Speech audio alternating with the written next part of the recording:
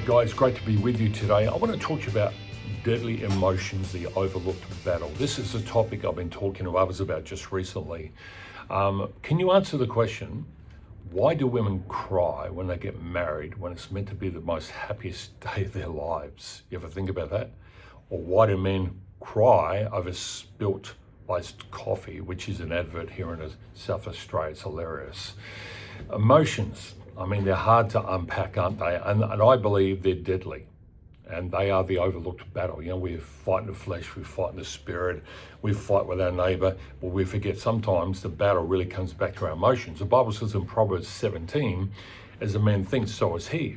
Another translation says, as an individual feels, so are they. So we live in a very emotionally driven age. Everything is gauged on how people feel.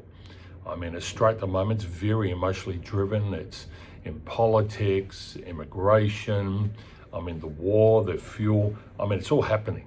Everyone's really driven along emotionally. If you doubt it, just drive down the road and have someone cut you off. You blow your horn. You think that's the end of it. You just warn them, hey, I'm here, be careful. But then they come back and try to drive you off the road. They're angry with you and you did nothing wrong. You know exactly what I'm talking about. And so emotions, I don't trust them, because 1 minute you can be happy and the next you can be depressed. 1 minute you can be friendly and kind and the next minute you can be angry and mad at someone. Any sudden shift of outward stimuli can alter your emotions and cause them to go into chaos.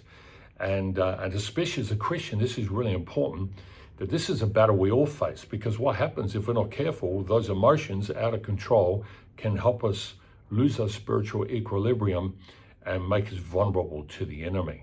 So unfortunately, you really can't trust your emotions. You really can't. And if you gauge your life, your responses, your interpretations of things that happen around you and events by your feelings, you'll find yourself in a lot of trouble. Isaac was the father of Esau and Jacob. The tradition was to give the blessing to Esau, the oldest, but he gave it to Jacob. And he gave that blessing much to the dilemma of Esau because he believed that Jacob was Esau, because Jacob put some goat hair in his arms and he couldn't see. So he said, if you're Esau, come forward that I may feel you. And he did. He felt his arms. They were hairy like Esau's, but it was actually Jacob. And because of that, there was a major decision made based on the feelings. Your feelings can get you into trouble.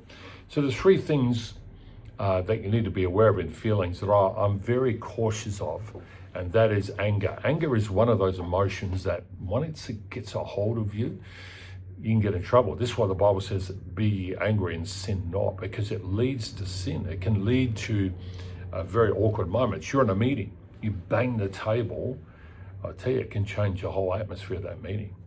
You go home angry, it can change the atmosphere of that home. What about fear? Fear of missing out, or fear of risk. Fear of risk. You can miss out on opportunities. Doors are open before you, but you miss out because you're just not willing to risk it because you're afraid of what will happen. Some people never get married because they're afraid of being told no. What about broodiness? This is anger. This is not anger, it's a sadness, a broodiness that lays hold of you. You're just upset and you're brooding, you're sitting there with your arms folded, you're pouting. I'll tell you, it's very hard to work with people when they allow themselves to get broody.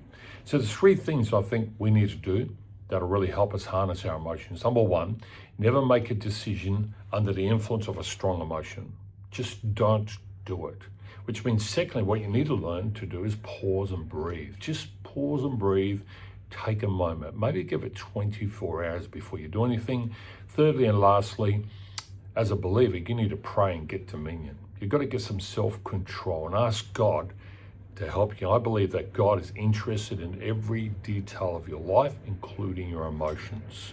Pray, get dominion. I hope this really helps you today. If it does, hit the like button and share it with someone else. And thanks for listening. Have a great day.